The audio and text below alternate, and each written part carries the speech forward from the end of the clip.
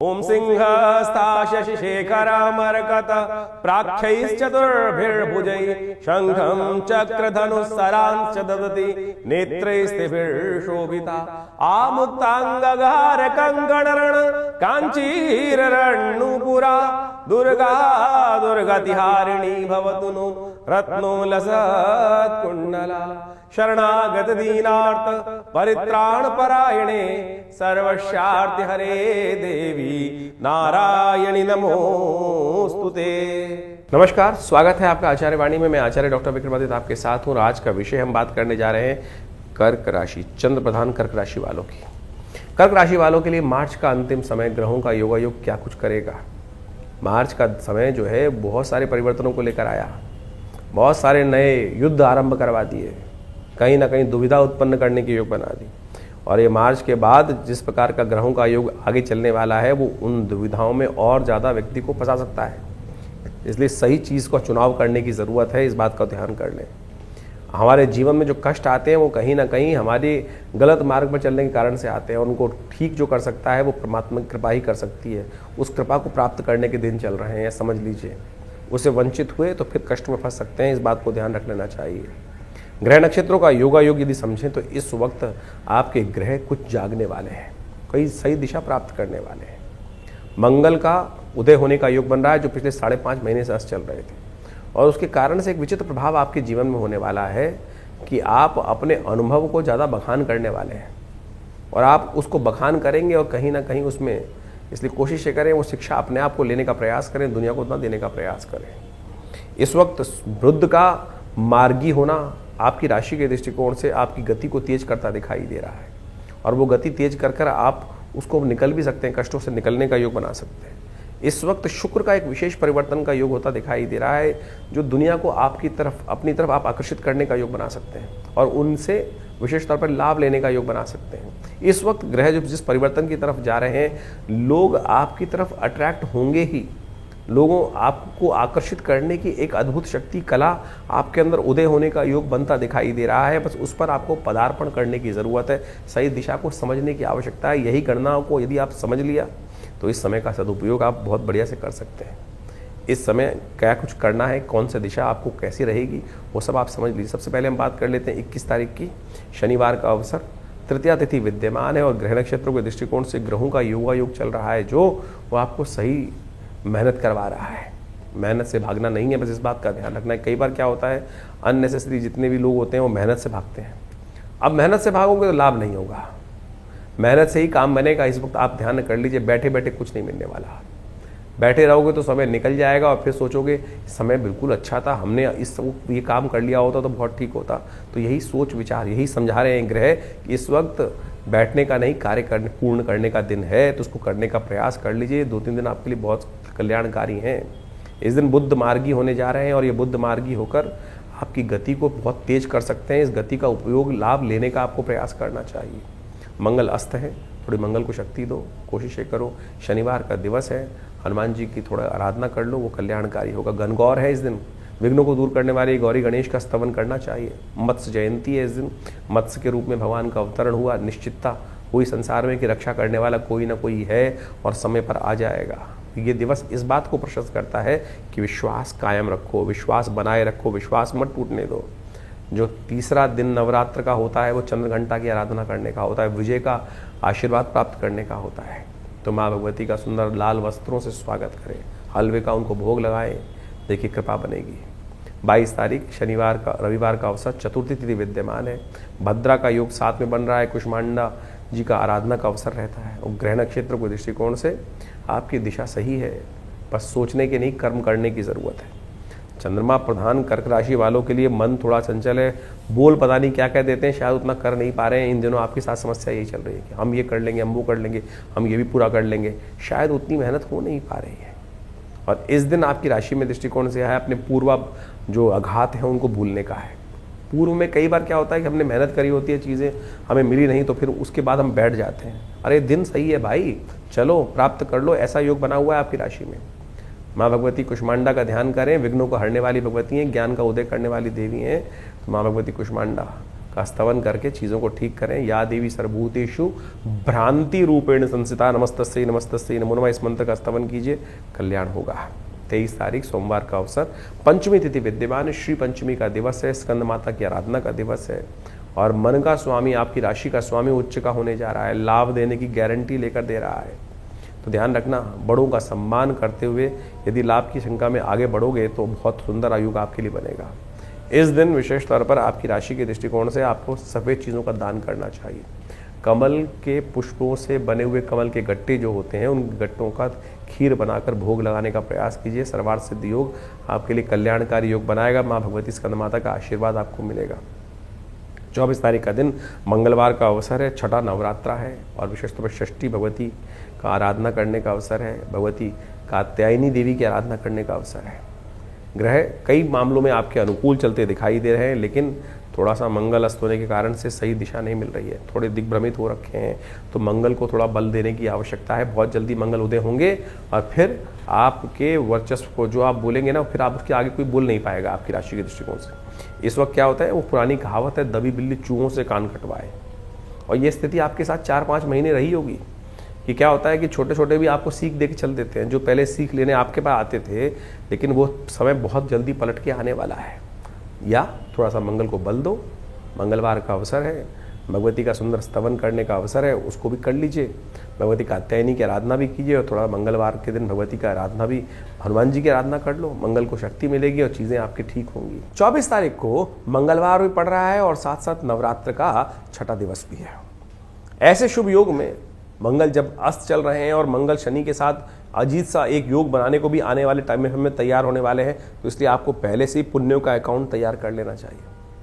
हमने इस नवरात्र के अवसर पर माँ विशेष तौर पर स्कंद माता की जो जिसमें जयंती जो है विशेष तौर पर योग है, ऐसे में उनका स्कंद षष्ठी, ये स्कंद षष्ठी जो होती है माँ कात्यायनी के साथ इस बार योग पड़ रहा है। स्कंद षष्ठी और साथ साथ माँ भगवती कात्यायनी की आराधना का दिवस जो बन रहा है, बड़ा ही कल्याणकारी है। हमने विवेकानंद योगाश्रम में इस दिन दुर्गा सप्तशती का यज्ञ रखा हुआ है, जो पूरा 9 दिन से चल रहा है। सहस्त्र चंडी के अंतर्गत चलता है, 1000 करीब पाठ दुर्गा सप्तशती के इसमें किए जाते हैं। इसके साथ साथ इस दिन सुंदरकांड का पाठ भी रहेगा, तो आप सब उसमें भाग ले सकते हैं, भगवान का सुंदर स्तवन कर सकते हैं। आप इसमें सम्मिलित होकर माँ भगवती की सुंदर आराधना के साथ साथ हनुमान जी की सुंदर आराधना करने का, क्योंकि मंगल अभी अस्त अवस्था में है और साथ साथ और जो अभी राहु के साथ फंसे हुए हैं, अभी शनि और मंगल की युति भी कुछ दिन में बनने वाली है। ये कहीं ना कहीं ग्रहों को थोड़ा सा कहीं ना कहीं मन विच्छेद कहा जाता है। शनि मंगल का टकराव कुंडली में सबसे खराब टकराव माना जाता है, सबसे कहीं ना कहीं अशुभ टकराव माना जाता है, और ये कहीं ना कहीं जीवन में द्वेष को उत्पन्न करता है, शत्रुता उत्पन्न करता है। लोग कहीं ना कहीं आप ईर्ष्या भाव मन में रखकर आपके खिलाफ हो जाते हैं। तो ऐसे में इन सब से बचने के लिए हनुमान जी का सहारा, हनुमान चालीसा का जब पाठ करते हैं ना, उसमें कहा जाता है और देवता चित्तन धरहि हनुमत से ही सर्व सुख करे। तो इसलिए हमने इस दिन बड़े विशेष तौर पर बड़े यज्ञ का कार्यक्रम रखा है। सुंदर रूप से माँ भगवती की आराधना के लिए नवरात्र का यज्ञ तो रहेगा ही रहेगा। शाम को 5 बजे से यज्ञ आरंभ होगा, पूजन आरंभ होगा और 7 बजे से सुंदरकांड का पाठ होगा। उसके बाद हनुमान जी को चोला चढ़ेगा, हनुमान जी का भजन होगा और उसके साथ साथ सुंदर भंडारे की व्यवस्था भी है। आप भी इसमें सम्मिलित हो सकते हैं। अपने नाम से सुंदर रूप से सुंदरकांड का पाठ करवाने के लिए सुंदर ब्राह्मणों की व्यवस्था होती है, उसके लिए भी आप आ सकते हैं। सादर निमंत्रित हैं आप इस कार्यक्रम में, यज्ञ में भाग लेने के लिए। और विशेष तौर पर बहुत सारे और कार्यक्रम रहते हैं, उन समय आइए, साथ में बैठिए, यज्ञ कीजिए। बहुत सारे लोग कई प्रश्न कर लेते हैं, यज्ञ में बैठने का कोई शुल्क लिया जाता है क्या? आश्रम में यदि स्वयं बैठना चाहते हैं किसी भी यज्ञ में, कोई शुल्क नहीं है। जी हाँ, आश्रम में आप स्वयं यदि बैठना चाहते हैं तो कोई शुल्क नहीं रहता है। आइए, बैठिए, साथ में भजन कीजिए हमारे साथ, माँ भगवती का के सामने सानिध्य में बैठकर यज्ञ करने का प्रयास कीजिए, सुंदरकांड में भाग लीजिए, भंडारे में कार्य कीजिए, कोई शुल्क नहीं लगता है। हाँ, आप यदि आना नहीं चाहते हैं, आपके द्वारा कोई ब्राह्मण शुद्ध ब्राह्मणों की व्यवस्था करानी है, उसका थोड़ा बहुत शुल्क जरूर होता है, उसके लिए तो आप जानकारी ले सकते हैं। लेकिन वैसे जो लोग स्वयं आना चाहते हैं उनके लिए दिल्ली में विवेकानंद योग आश्रम, लक्ष्मी नगर खुरेजी में स्थित आश्रम है जमुना पार में। आप वहाँ आएंगे, बैठेंगे तो बहुत सुंदर रूप से इस माँ भगवती का नवरात्र के अवसर पर माँ भगवती का सुंदर दर्शन भी मिलेगा। मनोकामना सिद्धि मंदिर में हनुमान जी का सुंदर दर्शन रहेगा। और इस यज्ञ स्थली में जहाँ नित्यपति 8 घंटे यज्ञ पिछले करीब 60 सालों से चल रहा है, उसमें आप भी स्वयं उस यज्ञ में आहुतियाँ देकर अपने जीवन को धन्य करें, माँ भगवती का आशीर्वाद लें, आप कृपा कर से समस्त कनिष्ठों को दूर करने के योग भी बनेंगे। कर्क राशि वालों के लिए 25 तारीख का दिन, 25 तारीख बुधवार का दिन, सप्तमी तिथि विद्यमान है और आपकी राशि में बन रहे हैं 2-2 राजयोग। जी हाँ, 2-2 राजयोग बनकर तैयार हैं, जो आपकी पर्सनैलिटी में 4 चांद लगाने को तैयार बैठे हैं। ये आपके लिए वृद्धि का योग बना रहे हैं, कीर्ति का योग बना रहे हैं, लाभ का योग बना रहे हैं, लेकिन साथ साथ कुछ खर्चे भी करा रहे हैं। महंगा पड़ सकता है, इस बात का ध्यान रखें। बस जितना झेल सको उतना ही करना, इस बात का ध्यान रखते हुए कार्य कर लोगे तो बहुत अच्छा रहेगा। इस वक्त आपकी पर्सनालिटी में 4 चांद लगने के बहुत सुंदर योग बनते दिखाई दे रहे हैं। लोग आपसे प्रभावित होंगे, ना चाहते हुए भी सामने वाले लोग आपकी तरफ खींच चले आते दिखाई देंगे, ऐसा योग बन रहा है। दोस्ती बढ़ाइए और उस समय कोशिश ये करो, दूसरों के कंधों पर बैठकर फिर गोली चलाने का प्रयास करोगे तो बहुत अच्छा हो सकता है। थोड़ी डिप्लोमेसी के साथ कार्य करने की ज़रूरत है। शत्रु कहीं ना कहीं आपका खर्चा कराने को तैयार बैठे हैं, ध्यान रखिएगा। कालरात्रि का स्तवन का दिवस है, कालरात्रि का पूजन करें। शुक्र ये बदलने का योग जो है ना, ये प्रभाव आप कर रहा है आपके जीवन में। तो समझदार व्यक्ति कैसे लाभ लेंगे वो हमने समझा दिया। तो दुश्मनों को समाप्त करने के लिए भगवती कालरात्रि का स्तवन करें। कालरात्रि आप पर आपके शत्रुओं पर विजय करने का योग बनाएंगे और मित्रों के साथ तो आप मित्र तो आपको लाभ देने के तैयार बैठे ही हैं। कालरात्रि भगवती का स्वरूप बड़ा रुद्र स्वरूप है और कहा जाता है कि उनका स्वरूप का या देवी सर्वभूतेषु शक्ति रूपेण संस्थिता नमस्तस्यै नमस्तस्यै नमस्तस्यै नमो नमः, इसका स्तवन कर कर आप शक्ति को दिखाकर फिर अपने दुश्मनों को भी शांत कर सकते हैं। 26 तारीख बृहस्पतिवार का अवसर, अष्टमी तिथि, महाअष्टमी का सुंदर योग, साथ साथ अशोकाष्टमी भी बन रही है, शोक को शमन करने वाली। कहा जाता है भगवती ने इसी दिन आराधना करी थी माँ भगवती दुर्गा की, और अशोक के पेड़ के नीचे बैठकर उस अशोक वन के अंदर, इससे उनके जीवन के शोक शमन करने का योग बन गया था। हनुमान जी ने आकर वहाँ कृपा कर दी थी, भगवती को सहारा दे दिया था। तो ऐसे शोक को शमन करने वाली इस अशोक अष्टमी के दिन भगवती का सुंदर स्तवन, माँ गौरी का सुंदर स्तवन कर लेने चाहिए। आपके ग्रह योग जो बन रहे हैं वो कीर्ति का योग बना कर तैयार बैठे हैं, तो कीर्ति की तरफ आपको बढ़ाने के योग बनते दिखाई दे रहे हैं। ये ग्रह योग बन रहे हैं और सबसे बड़ा लाभ का योग बन रहा है कि मंगल उदय। कई 5 महीनों 5.5 महीनों से जिस समय का इंतजार था, इस रामनवमी के अवसर पर मंगल उदय हो रहे हैं। भगवान राम का आशीर्वाद आपको प्राप्त करने के सुंदर योग बनेंगे। रामनवमी जो है वो इसी दिन इसलिए पड़ रही है अष्टमी के साथ में, क्योंकि अगले दिन 10 बजे के आसपास तक नवमी खत्म हो जाएगी।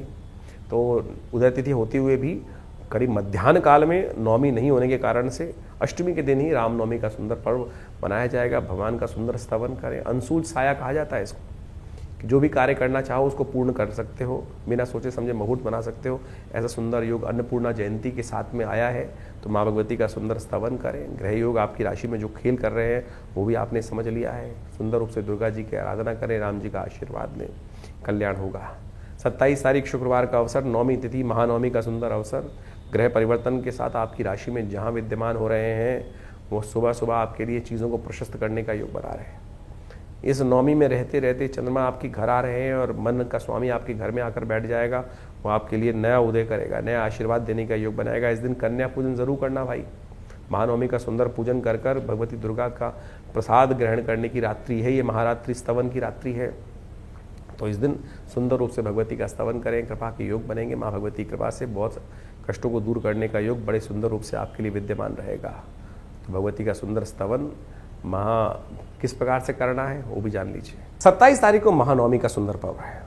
जैसा हमने कहा, विवेकानंद योगाश्रम में नवमी के माँ भगवती का सुंदर श्री विग्रह विराजमान है, जो 1947 में मुल्तान से 500 साल पुरानी प्रतिमा भगवती की हमारे आश्रम पे पदार्पण करी। पत्थर चल के स्वयं आते हैं। सोचिए, माँ भगवती का स्वयं पदार्पण कहाँ, मुल्तान से किस प्रकार की स्थिति से निकाल कर लाई गई मूर्ति भगवती की, सिद्ध मूर्ति भगवती की, और वहाँ आज ये विवेकानंद योगाश्रम में प्रतिष्ठित है दिल्ली में, और उनके अलौकिक दर्शन करने का सुंदर योग है। कहा जाता है महानवमी के दिन जो इनका दर्शन करते हैं, इनके समक्ष बैठ के यज्ञ करते हैं, उनके जीवन में समस्त विघ्नों को दूर करने का आशीर्वाद माँ भगवती से स्वयं मिल जाता है। तो आइए इस महानवमी के अवसर पर आप स्वयं यज्ञ में सम्मिलित हों। शाम को 5 बजे से यज्ञ पूजन आरंभ होगा, भंडारा रहेगा विशाल, और माँ भगवती की कृपा से समस्त अनिष्टों को दूर करने का योग अद्भुत रूप से बन जाता है। ये दिव्य भगवती का श्री विग्रह जो विवेकानंद योगाश्रम में विराजमान है, यहाँ पर नित्य करीब करीब 8 घंटे का यज्ञ चलता है और संपूर्ण दुर्गा सप्तशती में सहस्त्र चंडी का कार्यक्रम भी लगा रहता है। इस बार करीब करीब 1000 पाठ, जी हाँ, करीब करीब 1000 से ज़्यादा पाठ यहाँ किए गए यज्ञ के यज्ञात्मक तौर पर, और उसका अद्भुत प्रभाव है। कम से कम पूर्णाहुति पर आप सब यदि उसी यज्ञ में आकर आहुति देंगे तो उस यज्ञ के महान पुण्य के आप विशेष तौर पर सहायक बन पाएंगे, उसी का पुण्य आपको प्राप्त करने के योग बन जाते हैं। वैसे तो शास्त्र कहता है अनाहुतु अध्वर ब्रजेत, यज्ञ में तो बिना बुलाए भी जाना चाहिए।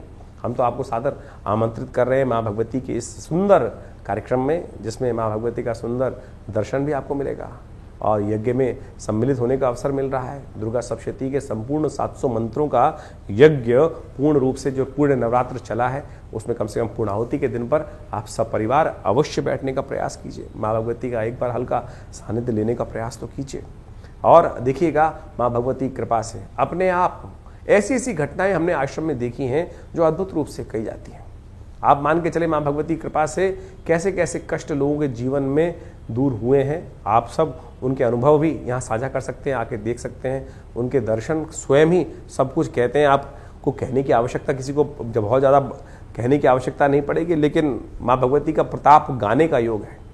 माँ भगवती का प्रताप जितना गाएंगे ना उतना आशीर्वाद उनका सुंदर रूप से मिलेगा, विश्वास जागेगा और जहाँ विश्वास अडिग हो जाता है भगवती कृपा होने में देर नहीं लगती। तो आइए इस नवरात्र के महानवमी के अवसर पर 27 तारीख को महादिव्य यज्ञ में, दुर्गा सप्तशती के दिव्य यज्ञ में जो शाम को 5 बजे से पूजन के साथ आरंभ होगा, उसके बाद दुर्गा सप्तशती का यज्ञ होगा, फिर विशाल भंडारे का सुंदर आयोजन रहेगा, कन्या पूजन की व्यवस्था रहेगी और साथ साथ संपूर्ण रूप से लोग आके प्रसाद भंडारे इत्यादि में अपने सम्मिलित हों। माँ भगवती की कृपा से अनेक कष्टों का दूर करने का योग भी आपकी राशि में बने ईश्वर की कृपा से। और इस दिन सुंदर योग एक और भी है, ये नवमी है, महानवमी है और चैत्र की नवमी के दिन रामचरितमानस की जयंती भी मानी जाती है। तुलसी बाबा ने इसी योग में आज से 500 साल पहले जब रामचरितमानस लिखनी जयंती मानी आरंभ करी तो वही योग था, वही बिल्कुल ग्रह थे जैसे भगवान राम की जन्मपत्री में थे। जी हाँ, जैसे भगवान राम की जन्मपत्री में योग बने हुए, कहा जाता है उस दिन रामचरितमानस जब जयंती के रूप में बनी तो वही ग्रहों का योग था। तो ये बड़ा सुंदर योग है, इसलिए बड़े हर्षोल्लास से लोग ध्यान नहीं कर पाते। जो तुलसी बाबा ने घर घर में रामचरितमानस पहुंचाई तो वो इसी सुंदर योग से आरंभ होकर आज घर घर में उस रामचरितमानस का पाठ किया जाता है, राम को अपने जीवन में उतारने का प्रयास किया जाता है। ये तारक मंत्र जो है, केवल राम नाम जो है वो तारक मंत्र है और इस संसार में इससे बड़ा कोई मंत्र नहीं हो सकता। जिस मंत्र को स्वयं शंभु जपते हैं, जिस मंत्र को स्वयं जो नारद इत्यादि हैं वही स्मरण करते हैं, संपूर्ण रूप से कल्याण करने वाला मंत्र है। तो इसको नित्यपति अहर्निश आप जपने का प्रयास करें, आपके समस्त कष्ट दूर होंगे। माँ भगवती की कृपा से, भगवान की कृपा से आपके समस्त अनिष्टों को दूर करने का योग अद्भुत रूप से बन जाएगा। राम नाम अद्भुत रूप से इस संसार में, इस कलयुग में यही नाम कल्याण करने वाला है, यही नाम तारने वाला है और समस्त ग्रहों के अनिष्ट को भी यही नाम दूर करने वाला है। कर्क राशि वालों के लिए 28 तारीख का दिन ग्रह गणनाओं के अनुसार से क्या कुछ योग ला रहा है जान लीजिए। 28 तारीख शनिवार का अवसर और चैत्र मास की शुक्ल पक्ष की दशमी, जिसको धर्मराज दशमी कहा जाता है। और ग्रह नक्षत्रों के दृष्टिकोण से विजन आपका क्लियर दिखाई देता है, हिम्मत आपकी बिल्कुल सही रूप से चलती दिखाई दे रही है। लेकिन एक समस्या यह है कि इन दिनों जो आपके विचार कई बार हैं वही आपके शत्रु बन जाते हैं। सोचते कुछ है, वो कुछ और जाता है। तो इसलिए मन की चंचलता को समझें, बुद्धि को और मन को एक जगह लाने की ज़रूरत है। थोड़े से भटक रहे हैं, भटकाव के कारण बनता दिखाई दे रहा है। न्याय नहीं कर रहे हैं अपने साथ, इस बात का ध्यान रखें। मन की चंचलता को थोड़ा कंट्रोल करने की बहुत ज़रूरत है। शनि इस वक्त आपकी राशि के दृष्टिकोण से जहाँ चल रहे हैं वो कहीं ना कहीं दुर्भाग्य का उदय करते दिखाई दे रहे हैं। तो शनि का इलाज हर शनिवार को आपको अवश्य करना चाहिए। शनि भाग्य को ट्यूबलाइट बनाकर बैठ गए हैं इन दिनों, तो कोशिश ये करें हर शनिवार को हनुमान जी के मंदिर में जाके कम से कम छोला अर्पित कर दिया करो। भगवान की कृपा से शनि का दुष्प्रभाव ठीक रहेगा। 29 तारीख का दिन रविवार का अवसर है, एकादशी तिथि विद्यमान है और इस दिन ग्रह नक्षत्रों ने परिवर्तन का योग बनाया है। दिन आपकी राशि में सही पॉजिटिव कार्य करने की तरफ दिखाता है और शाम को यदि विनम्र होकर आशीर्वाद ले लिया तो चीज़ें आपके बहुत बढ़िया से काम दे देंगी। ये ध्यान रखने की जरूरत। केतु इस दिन परिवर्तन की तरफ जाएंगे और केतु का ये परिवर्तन आपकी राशि के दृष्टिकोण से समझ लीजिएगा, बिना सोचे समझे कुछ भी आप कमिटमेंट करेंगे तो फंस सकते हैं, इस बात का ध्यान रखना। और ये करीब करीब 1-2 दिन की बात नहीं है, आने वाले 6 महीने तक इस बात का आपको ध्यान रखने की ज़रूरत है। आपकी राशि के दृष्टिकोण से आप तो लोगों की सहायता करने को हर जगह तैयार होंगे, लोग आपसे ले भी लेंगे, लेकिन जब आपका मौका पड़ेगा तब आपको कुछ ना कुछ सुना देंगे, ऐसा योग बनता दिखाई दे रहा है। तो आप ध्यान रखने की ज़रूरत है, दौड़ दौड़ के लोगों की सहायता की तरफ मत भागो, थोड़ा सा अपने आप को परिवर्तन करने का प्रयास करो। बहुत इमोशनल कार्य करने से बचना चाहिए। ये संसार में कोई किसी के काम नहीं आता, इसलिए बहुत सोच समझकर कार्य को करने का आपको प्रयास करना चाहिए। ये चीज़ें आपको समझ लेनी चाहिए, जितनी जल्दी समझ लोगे उतना अच्छा रहेगा। इसके लिए थोड़ा शांत रहने की ज़रूरत है। कोशिश ये करो, इस कामदा एकादशी पे एक संकल्प लो कि कम से कम कुछ दिन मौन का पालन करोगे। कामदा एकादशी, कामनाओं को पूर्ण करने की एकादशी। अपनी शक्ति जैसे संसार में लगाते रहोगे, संसार के कामों में व्यस्त रहोगे, तो कहाँ अपने कार्यों को कर पाओगे। तो इस आशीर्वाद को लेने का प्रयास करो, एकादशी के दिन व्रत करो, उसकी वजह से कल्याण का योग बनेगा, सही रास्ता आपको पकड़ने को मिलेगा। 30 तारीख सोमवार का अवसर, द्वादशी तिथि में त्रयोदशी का योग हो रहा है, इसलिए सोम प्रदोष का योग बन रहा है। वर्ष की पहले ही मास में सोम प्रदोष का सुंदर योग बना है। यह आशीर्वाद का योग है। और आपकी राशि में इस वक्त ग्रहों का योगायोग थोड़ा सा कहीं ना कहीं स्वास्थ्य पर भारी पड़ने के योग कई बार बना सकता है। जो ग्रह परिवर्तन की तरफ जा रहे हैं कि बार बार किसी न किसी कारण से कभी सिर में, कभी पैर में, कभी कहीं ना कहीं और ग्रहों का नेगेटिव प्रभाव उत्पन्न करने के योग समय बनाते रहते हैं। तो ऐसे में उन सब से बचने के लिए, आरोग्यता प्राप्त करने के लिए शिव का आशीर्वाद जरूर लेने का प्रयास करना। ग्रहों के द्वारा ऐसा योगायोग बना है समय के अनुसार से कि सोम प्रदोष का योग है, आरोग्यता देने वाला योग है। इस दिन भगवान शिव की आराधना समस्त कष्टों को निवृत्त करने का योग बनाती है। 30 मार्च को खास तौर पे एक बहुत अद्भुत योग बन रहा है, सोम प्रदोष। वर्ष का पहला जो सोम प्रदोष का योग बन गया, संवत का पहला सोम प्रदोष योग। और समझे आगे आने वाली ग्रह स्थिति बड़ी विचित्र है, बहुत विचित्र है।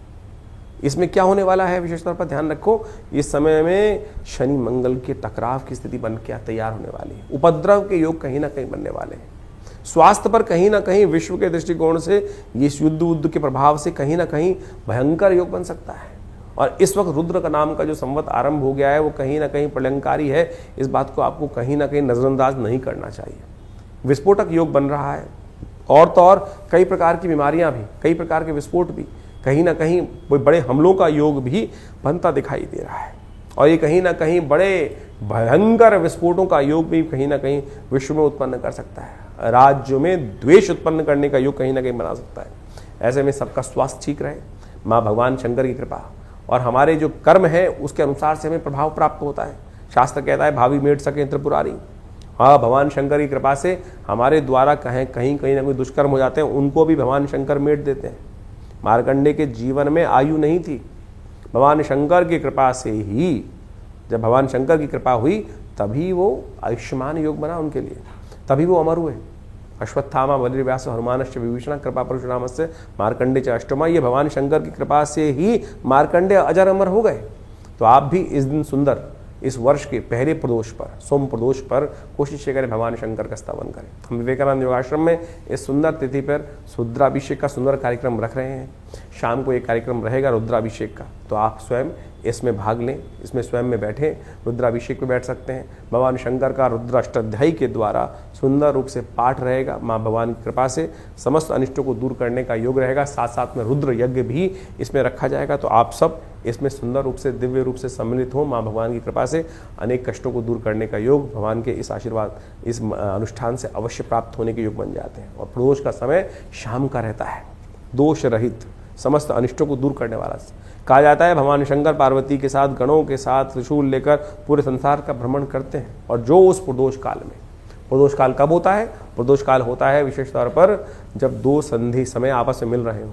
सूर्य अस्त होने के बाद करीब करीब 2 घड़ी का समय, करीब करीब 48 मिनट का जो समय है, ये प्रदोष काल शुद्ध रूप से रहेगा। इस समय बैठ जाएं जहाँ पर भी हों, चलिए ध्यान में आप यज्ञ कर लीजिए। अगर कोई किसी प्रकार से व्यवस्था नहीं बन पा रही है रुद्राभिषेक इत्यादि करने के, मंदिर में जाने की, तो आंख बंद करके थोड़ी देर बैठ जाएं और सोचें कि आप गंगा के पावन तट पर पहुंच गए हैं। वहाँ गंगा की कल धारा चल रही है और वहीं एक भगवान शंकर का दिव्य ज्योतिर्लिंग स्थापित है और आप उसको ध्यान में ही, यज्ञ का ध्यान में ही उसका जो अनुष्ठान कर रहे हैं, ध्यान में ही आप अभिषेक कर रहे हैं। कहा गया है ना, आत्मा तुम गिरजामती सहचरा प्राणा शरीरम ग्रह पूजा ते विषयोग भोग रचना निद्रा समाधि स्थिति। तो यही स्थिति मानस पूजा जो है ना, वही सबसे श्रेष्ठ है, 1 लाख गुना ज़्यादा प्रभाव उत्पन्न करती है। तो ये समझें कि आप मानस पूजा में यदि भगवान का ध्यान करते हैं तो 1 लाख गुना ज़्यादा प्रभाव आपके लिए वो जो समय उत्पन्न कर देता है। यही तो वो टाइम होल है जिसकी गणना हम शुरू में बता रहे थे आपको कि छोटा सा कर्म कैसे आपके पुण्यों को उदय करने का अद्भुत योग बनाता है, कैसे आपके दुष्कर्मों को समाप्त कर देता है। लाख दुष्कर्म एक छोटे से कर्म से ठीक हो जाते हैं। शास्त्र में कहा गया सप्त जन्म कृतम पापम स्मरणेन विनश्यति, यही छोटा सा सिद्धांत तो है। इसी संध्या इसी प्रदोष काल में समस्त दोषों को क्षय करने वाला काल, समस्त दोषों से रहित काल और पुण्यों का उदय करने वाला यही प्रदोष काल जो है, इसका लाभ अवश्य लेने का प्रयास कीजिए, बड़ा श्रेष्ठ रहेगा। 31 तारीख का दिन मंगलवार का अवसर और कर्क राशि वालों के लिए ग्रहों का योग परिवर्तन का दिखाता है। ये दिन आशीर्वाद का है। यदि विनम्र होकर आशीर्वाद लेकर कार्य करने का प्रयास करोगे तो आपके नाम रहेगा और अकड़े रहोगे, अपनी अपनी चलाओगे, क्योंकि इन दिनों आपकी राशि में मंगल उदय हो चुके हैं। आपको सीख दूसरों को ज़्यादा देने की आवश्यकता है, लेने की आवश्यकता कम पड़ती दिखाई दे रही है। कोशिश ये करो, दूसरों की बात सुनकर उसको अमल करने का प्रयास करो, बोलो कम सुनो ज़्यादा, इस बात का ध्यान रखते हुए कार्य करोगे तो बहुत अच्छा रहेगा। महावीर जयंती है, इसलिए कोशिश ये करो, वीतरागिता के साथ जीवन चलाने का प्रयास करो, अच्छा रहेगा। नव संवत आरंभ हो चुका है। भारतीय नव संवत जो चैत्र की प्रतिपदा से आरंभ होता है और भारतीय ज्योतिष गणना के अनुसार से समय को पहचान कर समय के अनुसार से किस प्रकार का प्रभाव उत्पन्न करने वाला है समय, ये वास्तविक तौर पर हर व्यक्ति को जान लेना चाहिए। इस बार रुद्र नाम का संवत आरंभ हुआ है और साथ साथ जो आरंभ भी हो रहा हुआ है वो विशेष तौर पर क्षय तिथि पर आरंभ हुआ है। क्षय तिथि यानी अमावस्या जो है वो केवल कुछ ही देर के लिए विद्यमान रहेगी उदय तिथि के बाद। उसके बाद अगले दिन के सूर्योदय से पहले अधिकतर समय में वो जो प्रतिपदा है वो क्षय हो जाएगी। तो ऐसे में क्षय तिथि बृहस्पतिवार के दिन जो नव संवत आरंभ हो रहा है, जिसके कारण से बृहस्पति राजा हो गए, तो कहा जाता है कि ज्योतिषी गणनाओं के अनुसार से रुद्र नाम का संवत प्रलयंकारी माना जाता है। और ऐसे में साथ में बृहस्पति जिस वर्ष के राजा हो जाते हैं, तो ऐसे में कहा जाता है कि प्रजा के लिए थोड़े कष्ट के योग बन जाते हैं। जो लोग राज अधिकारी होते हैं वो अपने अनुसार ही जो निर्णय लेते हैं और वो कई बार प्रजा पे भारी पड़ते हैं, उसके कारण से प्रजा में रोष हो जाता है और प्रजा की शायद सुनी भी नहीं जाती है। और जिस प्रकार से रुद्र नाम का संवत है वो प्रलयंकारी है और विश्व में युद्ध के इस वक्त जो स्थिति मची हुई है उसमें कहीं भी कोई राहत मिलती नहीं दिखाई दे रही। इसके साथ साथ इस समय में मंगल का उदय होना और साथ साथ अभी आने वाले कुछ समय में शनि का भी उदय हो जाना, ये एक, और साथ साथ शनि और मंगल का एक राशि पर चलना, उसके बाद कई प्रकार के विचित्र प्रकार के योग बनना। शनि और विशेष तौर पे आप समझें सूर्य एक साथ चल रहे हैं, मंगल राहु बुध की युति चल रही है, ये कहीं ना कहीं विश्व में कष्ट देने के योग साफ साफ बनाती दिखाई दे रही है। और इसमें जिस प्रकार की भयावह स्थिति दिखाई देती है पूरे, और इस बृहस्पतिवार जो चैत्र का महीना है इसमें जो योग बन रहा है, 5 बृहस्पतिवार का भी योग बन रहा है, ये कहीं ना कहीं प्रजा को कहीं ना कहीं कष्ट प्राप्ति के संकेत मिलते हैं। और राज्य लोगों को, जो राज्य अधिकारी लोग हैं, राजा लोग हैं, जो कहीं ना कहीं हर देश के कहीं ना कहीं राजा बने हुए हैं, उन सबको भी इस बात को समझना चाहिए। आजकल अहंकार हर व्यक्ति के ऊपर इस प्रकार से आच्छादित हो गया है, वो केवल अपनी अपनी सोच रहे हैं, अपने अहंकार की पूर्ति करने की तरफ चले जा रहे हैं। ये समय का प्रभाव है। हर देश का जो प्रणेता है, जो राजनेता अपने आप को बना हुआ है, वो कहीं ना कहीं इसी प्रकार की स्थिति में चल रहा है और वो प्रजा की सोच भी नहीं रहे हैं। अपने अहंकार के अंदर जिस प्रकार की आहुतियां उपस्थित करते चले जा रहे हैं, उसके कारण से पूरे विश्व की प्रजा को कहीं ना कहीं किसी न किसी प्रकार से कष्ट झेलना पड़ता दिखाई दे रहा है। यह रुद्र नाम के संवत का प्रभाव भी इसी प्रकार का ही है।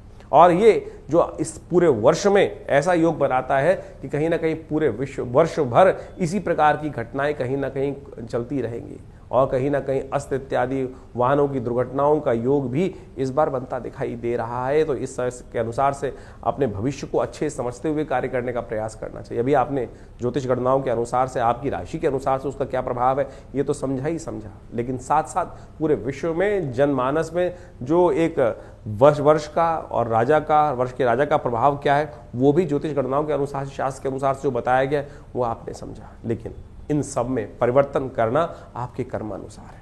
देखिए कैसी ही विकट स्थिति बन जाए, लेकिन हम सबको अपने भाग्य अनुसार ही प्रभाव बनता है। ऐसा कभी नहीं होता है कि यदि कोई ना कोई कष्ट का समय पूरे सबके लिए चल रहा है तो सारे ही कष्ट में रहेंगे। हमारे अपने कर्म जो है, शुभ कर्म जो है, वो हमारे जीवन में दुष्कर्म को कहीं ना कहीं दूर कर देते हैं, कष्टों को कहीं ना कहीं दूर कर देते हैं। तो इस बात को समझें, यदि हमारे पुण्य कर्म हमारे साथ हैं और जिसके कारण से हमारे जीवन के कष्ट जो आएंगे वो कहीं ना कहीं हमको बचा के ले जाएंगे। तो इस बात समझें। कई बार लोग प्रश्न करते हैं कि किस प्रकार से समझें कि हमारे जीवन में पुण्यों के कार्य हो रहे हैं या कहीं ना कहीं जो पाप है वो कहीं परेशान कर रहे हैं। जब जीवन में कहीं ना कहीं आप बचते चले जा रहे हैं, गाड़ी आराम से चलती चली जा रही है, तो समझ लो कहीं ना कहीं पुण्यों का अकाउंट लबालब भरा हुआ है। जब छोटी सी गलती कहीं ना कहीं पकड़ी जाए और किसी और की गलती में आप कहीं ना कहीं फंसते चले जा रहे हैं, तो समझ लो कहीं ना कहीं आपके पुण्यों का अकाउंट जो है कम हो गया है, टटोलना पड़ रहा है। घड़े में हाथ डाल के पुण्यों को ढूंढने पड़ रहे हैं, तो उसमें आपको घड़े को पुण्यों से भरने की आवश्यकता है। तो कोशिश ये करें, ये नवरात्र इत्यादि शुभ तिथियां जो कुछ भी आती हैं, किसी को दान करना, किसी को पुण्य करना, किसी का अच्छा करना, अच्छा भावना अपने मनो मस्तिष्क में रखना, ये सब पुण्य बढ़ाती हैं। अब आप ये समझ लो कि आपके द्वारा ये सब कार्य कितने होते हैं। अगर आप किसी की मन में कहीं ना कहीं किसी का द्वेष भाव रख रहे हो, तो ये सब पुण्य घटा रहे हैं, क्योंकि व्यक्ति से अनजानेपन पे ज्यादा पाप हो जाते हैं, पुण्य बहुत कम हो पाते हैं। और यही वास्तविक तौर पे समझना चाहिए, यही कष्टों का निदान का मार्ग है कि पुण्यों को ज्यादा बढ़ाने का प्रयास करें। आप लगे हैं अंगूठियां पहनने में, आप लगे हैं पता नहीं कौन कौन से टोटके करने में, उनसे पुण्य नहीं जागने वाले, उनसे कष्ट नहीं भागने वाले। कष्टों का भागने का सीधा तरीका जो है कि शास्त्र के अनुसार से जो कहा गया ना, अवश्य में भोक्तव्यम कृतम कर्म शुभा शुभम, ये मान के चलो कि अशुभ जो कर्म आप कर रहे हो वो कहीं ना कहीं आप ही भोगेंगे, शुभ कर्म जो आपके द्वारा हो रहे हैं वो आपको ही भोगने हैं, उसका पुण्य आपको ही मिलेगा।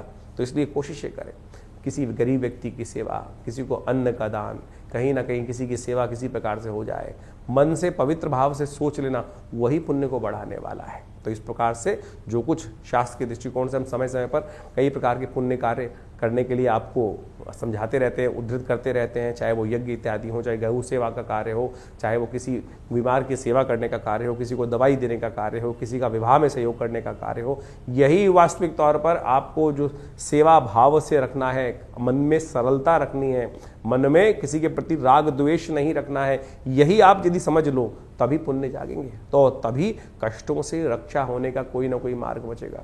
तो जितने भी हम इस कार्यक्रम के माध्यम से आपके साथ जो भी बात कराते हैं, आम तौर पे जनरल तौर पे हम जो भी बता रहे हैं, हर जो उत्सवों के अनुसार से कुछ ना कुछ दान ही बताते हैं, तप ही बताते हैं, आपको यज्ञ करना ही बताते हैं, परमात्मा की सेवा ही करना बताते हैं। तो उसी को करते रहेंगे तो बहुत अच्छा रहेगा। सेवा भाव अपने मन में जगाए रखें, और जो जो समय समय पर ये मुहूर्त आते हैं, इस बात को समझ लीजिए सही रूप से। ये जो मुहूर्त आते हैं ना, ये मुहूर्त हैं क्या? ये मुहूर्त जो है वो सेफ पैसेज है, ये विशेष तौर पर सेफ पैसेज है, और एक वो छोटा सा टाइम होल है कि जिसमें आप अपने पुण्यों को कई गति से देकर उस टाइम ट्रेवल से बाहर निकल सकते हैं। जी हाँ, यही वास्तविक तौर पे वो टाइम होल्स है कि जिसके बारे में आइंस्टाइन बात करते थे कि टाइम होल्स हैं और ट्रैवलिंग मशीन्स के थ्रू आप उसमें ट्रैवल कर सकते हैं। जैसे आपने पुण्य, जैसे ग्रहण इत्यादि काल पढ़ा, उसमें हमें एक शास्त्र के दृष्टिकोण से कहा जाता है कि आप जो कर्म करोगे उसका 100 गुना अधिक प्रभाव होगा। जैसे नवरात्रों के अंदर संधि काल में सुबह शाम, अब यही नहीं कि आपका नवरात्र तो साल में 4 बार आएंगे, लेकिन रोज आवश्यकता है तो कैसे, हर रोज संधि काल आती है ना, सुबह की संध्या, शाम की संध्या, मध्याह्न की संध्या, तुरीय संध्या, ये भी जो संधि काल है इसमें भी भगवान का नाम जप करना समस्त प्रकार के कष्टों को दूर कर देता है, कई गुना अधिक प्रभाव दे देता है। इसलिए भारतीय संस्कृति में कहा गया है कि जो संध्या वेला है उसमें जाके भगवान का नाम जप कर लो थोड़ी देर के लिए। तो ये करें, यही आपके लिए समस्त रूप से कष्ट निवारण करने का योग बनने वाला है, और यही आपको मार्ग दिखाने वाला है सही तौर पर। तो इन सिद्धांतों को समझकर, और आप नहीं तो एक बात समझा, बहुत सारे लोग हैं जो आपका उपहास उड़ाते रहते होंगे। कोई पुण्य कार्य भगवान की सेवा करता है, कहते हैं पागल हो गया है। ऐसे लोगों की बातों में ना फंसे। जब गलत लोग जो बोलते हैं उनकी बातों में फंस जाते हैं, कोई जुआ खिला रहा होता है, आजा बैठ, कहाँ जा रहा है, बैठ साथ में खेल, तब तो आप फंस जाते हैं। तब तो नहीं बोलते कोई व्यक्ति, अरे नहीं मुझे गलत रास्ते पे डाल रहा है।